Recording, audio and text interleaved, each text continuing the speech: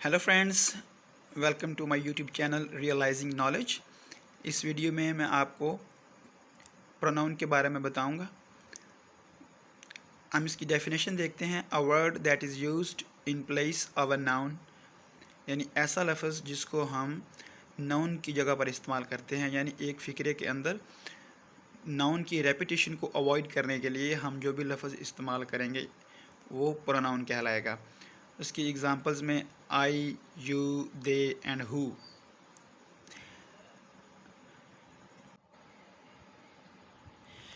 मसलन अगर हम कहें Akram is a good boy और नेक्स्ट सेंटेंस में कहें कि he goes to school daily, तो यहाँ नेक्स्ट सेंटेंस में ही से मुराद असलम ही है, लेकिन हमने असलम का लफ्ज़ दोबारा यूज़ नहीं किया, यानी Aslam goes to school daily. तो हम कह सकते हैं कि नाउन की रेपिटेशन को अवॉइड करने के लिए, यानी उससे बचने के लिए कि वो बार बार ना लिखा जाए, हम उसके मुतबादिल जो भी लफ्ज़ इस्तेमाल करेंगे वो प्रोनाउन कहलाएगा। हम टाइप्स ऑफ प्रोनाउन की तरफ आते हैं। तो सबसे पहली किस्म जो प्रोनाउन की है वो है पर्सनल प्रोनाउन। ये ऐसे प्रोनाउंस होते हैं, जैसे कि इसके नाम से ज़ाहिर है, जो किसी शख्स की तरफ इशारा करते हैं, किसी शख्स को ज़ाहिर करने के लिए या किसी जानदार चीज़ को ज़ाहिर करने के लिए भी इसको इस्तेमाल किया जा सकता है। क्योंकि नेक्स्ट मैं आपको, जैसा कि आप देखेंगे कि उसमें इट भी आता है, तो इट इंसानों के अलावा भी दूसरे जानदारों के लिए भी हम इट इस्तेमाल कर सकते हैं। तो these are the pronouns that refer to any person. इसमें I, we, you, he, she, it and they etcetera, ये सारे इसमें आएंगे पर्सनल प्रोनाउंस में। इस चार्ट में मैं आपको समझाऊंगा कि इसके पर्सनल प्रोनाउंस के 3 केसेस होते हैं, इसकी 3 हालतें होती हैं।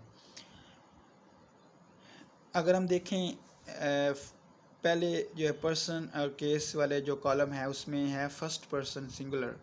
फर्स्ट पर्सन सिंगुलर में आई आता है। सबसे पहले मैं आपको फर्स्ट पर्सन, सेकंड पर्सन और थर्ड पर्सन के बारे में थोड़ा ब्रीफ कर दूं। फर्स्ट पर्सन वो बंदा होता है जो बात कर रहा होता है, और जो बात कर रहा होता है वो अपने आप को क्या कहेगा। अगर वो एक है तो वो आई कहेगा, यानी मैं। अगर वो ज़्यादा हैं तो वो अपने आप को क्या कहेंगे, हम, यानी वी। तो फर्स्ट पर्सन सिंगुलर आई है, फर्स्ट पर्सन प्लूरल वी है। और ये इसकी सब्जेक्टिव केस है, यानी सब्जेक्टिव केस के अंडर ये आ रहे हैं। सब्जेक्टिव केस का मतलब ये होता है कि सेंटेंस के अंदर जो काम कर रहा होता है बंदा, जो एक्शन परफॉर्म कर रहा होता है, वो हम, जैसा कि हम जानते हैं कि सेंटेंस के बिल्कुल स्टार्ट में उसको लिखा जाता है। मसलन असलम राइट्स अ लेटर, तो असलम क्योंकि एक्शन परफॉर्म कर रहा है, राइटिंग वाला लेटर वो राइट कर रहा है, तो वो सब्जेक्ट है। जो भी बंदा काम कर रहा होता है वो सब्जेक्ट होता है, और उसको हम बिल्कुल स्टार्ट में लिखते हैं। तो सब्जेक्टिव केस का मतलब ये है कि फ़िक्रे के सेंटेंस के स्टार्ट में अगर हम लिखेंगे तो हम आई लिखेंगे। और दूसरी इसकी जो केस है वो ऑब्जेक्टिव केस और पोजेसिव केसेस जो हैं। पोजेसिव केस जो है, जो दूसरे कॉलम में मैंने लिखी है, ये इसमें फ़िक्रे की अंदर इसकी पोजीशन कोई नहीं होती ख़ास, लेकिन इसका मतलब सिर्फ ये है कि जो मलकियत को ज़ाहिर करे, ऐसी केस जो, ऐसी हालत जो उसकी मलकियत को ज़ाहिर करे किसी की। और आई की जो पोजेसिव शक्ल है वो माई और माइन दोनों हैं, यानी मेरा। अब माई और माइन में थोड़ा फ़र्क समझने वाली बात है कि अगर हमने पोजेशन शो करनी है, बिलफर्ज मैं कहता हूँ दिस इज़ माई बुक, तो दिस इज़ माई बुक में भी माई पोजेसिव केस को शो कर रही है, आई के पोजेसिव केस को। और दिस बुक इज़ माइन, ये दोनों फ़िक्रे ठीक हैं, दिस इज़ माई बुक और दिस बुक इज़ माइन। इनमें फ़र्क ये है कि जब हम माई यूज़ करेंगे तो जो ऑब्जेक्ट है, यानी जो चीज़ मेरी मलकियत है, वो माई के बाद में आएगी, my book. This book is my नहीं कहेंगे, बल्कि दिस इज़ माई बुक कहेंगे। और अगर हमने माइन को यूज़ करना है तो फिर مائن کو ہم اس آبجیکٹ کے بعد میں رکھیں گے، اینڈ پہ رکھیں گے، یعنی دس بک is mine, this is mine بک نہیں کہیں گے، بلکہ کہیں گے دس بک از مائن۔ اس کے بعد اس کی ایک آبجیکٹیو کیس ہوتی ہے، اور آبجیکٹ فکرے کے اینڈ پہ ہوتا ہے، یعنی جس چیز کے اوپر ایکشن ہو رہا ہوتا ہے وہ آبجیکٹ کہلاتا ہے۔ مثلا اگر میں کہوں آئی رائٹ اے لیٹر، تو میں ایک خط لکھ رہا ہوں، میں لکھنے کا کام کر رہا ہوں، اور کیا لکھ رہا ہوں؟ خط لکھ رہا ہوں۔ تو خط یعنی لیٹر آبجیکٹ ہے، اور وہ فکرے کے اینڈ میں آئے گا۔ تو اسی طرح آئی کی جو آبجیکٹیو کیس ہے وہ می ہے، اور وہ فکرے کے اینڈ میں آتی ہے، یعنی کہ می کو ہم فکرے کے شروع میں نہیں کہیں گے کہ می از رائٹنگ، بلکہ می اگر آئے گا تو وہ فکرے کے اینڈ میں آئے۔ مثلا ہی کالز می، وہ مجھے بلاتا ہے۔ اسی طرح فرسٹ پرسن پلورل وی، اور اس کی جو پوزیسو کیس ہے یعنی ہمارا، آور اور آورز، یہ بھی اسی طرح جس طرح میں نے بتایا مائی اور مائن کی situation, these are our books, اگر بکس اگر ہمارے ملکیت ہیں تو وہ آور اگر استعمال کریں گے تو آور کے بعد آئیں گی آور بکس، اور اگر ہم آورز کو استعمال کرنا چاہیں گے تو ہم کہیں گے دیز بکس آر آورز، یعنی آورز اینڈ پہ آئے گا اور آورز آبجیکٹ سے پہلے آئے گا۔ اسی طرح فرسٹ پرسن پلورل جو ہے اس کی آبجیکٹیو کیس ہے اس، دے کالڈ اس، انہوں نے ہمیں بلایا۔ اس جو ہے وہ فکرے کے اینڈ میں آتی ہے۔ یہاں یہ بات کلیئر ہونی چاہیے کہ پوزیسو کیس ضروری نہیں کہ فکرے کے درمیان میں آئے، جیسے کہ یہ سیکوینس اس ٹیبل میں شو ہو رہی ہے، بلکہ یہ صرف پوزیشن کو، ملکیت کو شو کرتا ہے، پوزیشن کو شو کرتا ہے۔ یہ فکرے کے سٹارٹ میں بھی آ سکتا ہے، مثلا آور ٹیم از گڈ، تو آور فکرے کے سٹارٹ میں آیا ہوا ہے، لیکن یعنی پوزیسو کا تعلق نہیں ہے فکرے کی پوزیشن کے میں اس کی کیا ہونی چاہیے، لیکن سبجیکٹیو اور آبجیکٹیو کیس اصل میں یہ دو کیسز ہیں کہ جس میں سبجیکٹیو کو فکرے کے سٹارٹ میں ہونا چاہیے، اور اسی طرح اگر ہم سیکنڈ پرسن کی بات کریں تو سیکنڈ پرسن وہ ہوتا ہے جس سے آپ بات کر رہے ہوتے ہیں، جو آپ کا مخاطب ہوتا ہے وہ سیکنڈ پرسن ہوتا ہے۔ اور ظاہری بات ہے اس کو سمجھنے کے لیے آپ اس طرح یاد کر سکتے ہیں کہ جس سے آپ بات کر رہے ہیں اس کو آپ کیا کہہ کے بلائیں گے، اس کو آپ کہہ کے یا تم کہہ کے یا یو کہہ کے بلائیں گے۔ تو اس طرح اس کو آسانی سے ذہن میں رکھا جا سکتا ہے کہ سیکنڈ پرسن یو ہے، وہ جس سے آپ بات کر رہے ہیں، اردو میں اس کو مخاطب کہتے ہیں۔ اردو میں فرسٹ پرسن کو متکلم کہتے ہیں، یعنی جو کلام کر رہا ہوتا ہے، جو بات کر رہا ہوتا ہے۔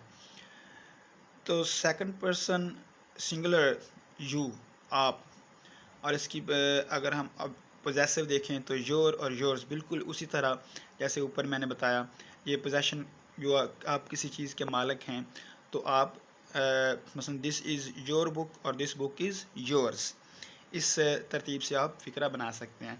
اور اس کی آبجیکٹیو کیس بھی یو ہی ہے، یعنی اگر یو نے آبجیکٹ کی جگہ پہ آنا ہے فکرے کے اینڈ پہ، یعنی اس کے اوپر کام ہو رہا ہے تو بھی وہ یو ہی ہوگا۔ مثلا ہی کالڈ یو، اس نے آپ کو بلایا، یا یو کالڈ ہم، آپ نے اس کو بلایا۔ تو یو کی سبجیکٹیو اور آبجیکٹیو شکل ایک ہی ہے۔ اس کے بعد سیکنڈ پرسن پلورل، وہ بھی یو ہی ہے، اور اس میں بھی یور اور یورس اور اس کی آبجیکٹیو کیس یو، یعنی اگر زیادہ لوگوں سے آپ مخاطب ہیں تو ان کو بھی آپ جس طرح اردو میں آپ کہتے ہیں، اگر ایک ہو تو اس کو بھی آپ کہیں گے آپ ادھر آ جائیں، اگر زیادہ ہیں تو ان کو بھی آپ کہیں گے آپ ادھر آ جائیں۔ اسی طرح انگلش میں اگر ایک ہے تو اس کو بھی آپ یو کہیں گے، اور اگر زیادہ ہیں تو ان کو بھی آپ یو کہیں گے، اور ان کی آبجیکٹیو کیس بھی ویسے ہی یو ہی ہوگی۔ اس کے بعد ہے third person singular. Third person singular میں تھرڈ پرسن وہ ہوتا ہے جس کو اردو میں ہم ویسے صیغہ غائب کہہ دیتے ہیں۔ یہ اصل میں وہ شخص ہوگا یا وہ لوگ ہوں گے جن کے بارے میں آپ بات کر رہے ہیں۔